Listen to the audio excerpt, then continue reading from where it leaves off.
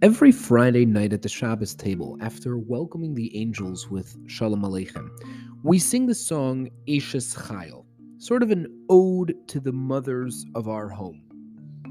Ever wonder why we specifically sing it then?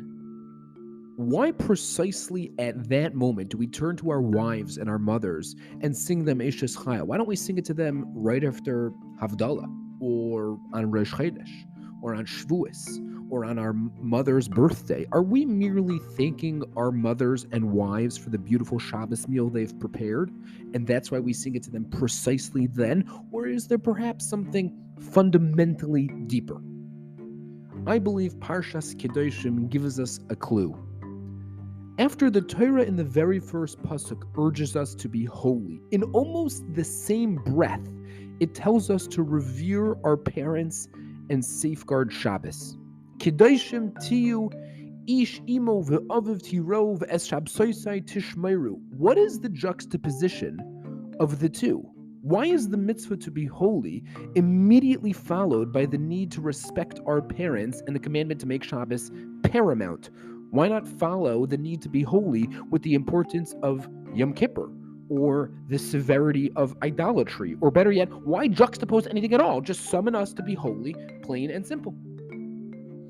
So Reb Hirsch offers an amazing explanation of this. He says, Hashem knew that we could never be holy in a world of unholiness without His instructing us how to do so. So hence, He immediately tells us the two most effective ways of instilling and maintaining holiness in this world, and that is our parents and Shabbos.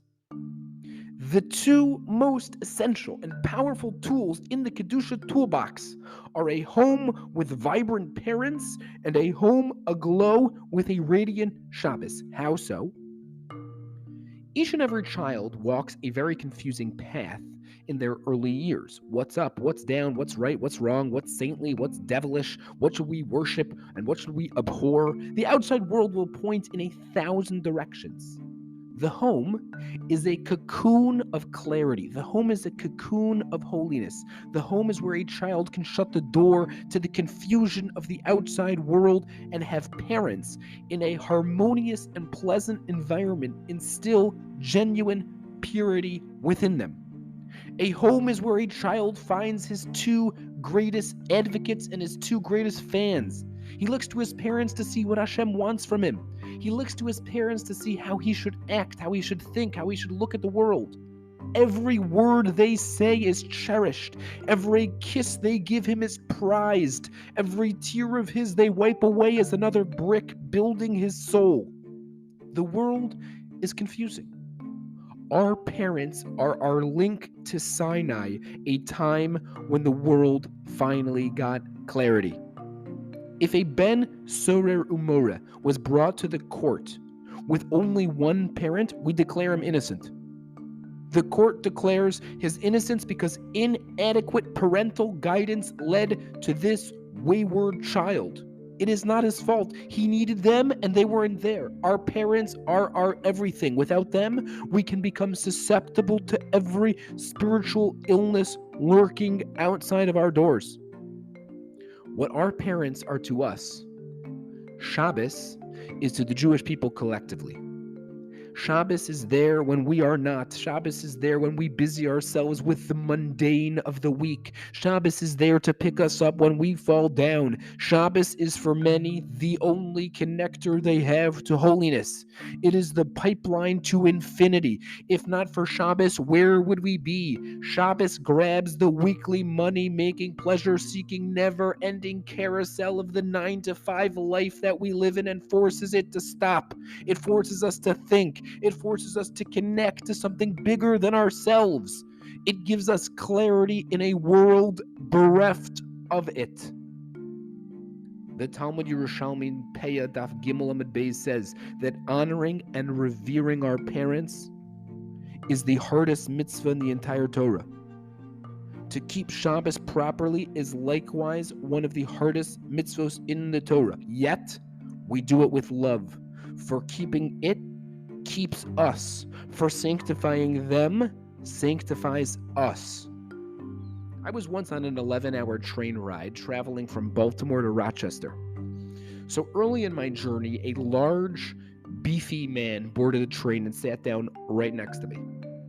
So after a while, he turned to me and asked, "Want to hear my life story?" So, assuming that anyone offering to tell his life story to a complete stranger on a train must have quite the story to share, so I said, "Sure." "Well," he began, "when I was a baby, my parents often stayed at high-end, expensive hotels. One night, while holding me near the bathtub, my father accidentally dropped me into a boiling hot water. I got severely burnt. After I recovered, my parents excitedly sued the hotel chain for millions of dollars, which they promptly placed in the stock market in my name. Those millions turned into tens of millions, and when I was 15, I grabbed that money and ran. I ran so far from my parents, I don't even know what country they live in anymore. I got married 5 times and I got divorced each time. I couldn't be bogged down. I couldn't stay still. I traveled the world over. Isn't that fascinating?" He turned to me and asked. I turned to him with a fake smile and said, "Totally. That is absolutely fascinating. So what do you do now?" "Now," he said, "I spend my life on the railroad, traveling up and down the country, going wherever I feel like going. I stop off at any town I want and I check into the fanciest hotel, eat at the nicest restaurant, watch the town's best plays, and then hop back on the train and do it all over again somewhere else." I was amazed. But before I could ask any more questions, he looked outside and saw that we were pulling into a small town in the middle of Pennsylvania.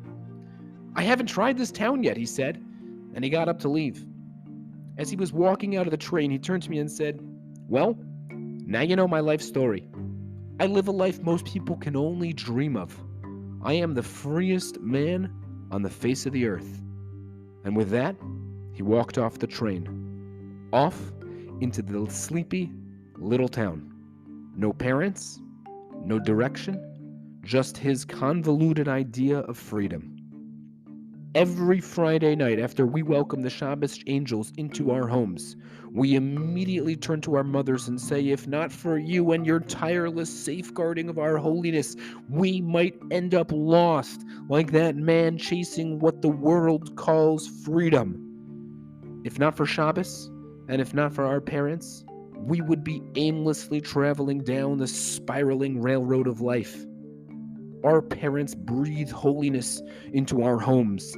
Shabbos breathes holiness into the world. Together, they grant us lives as truly the freest people on the face of the earth."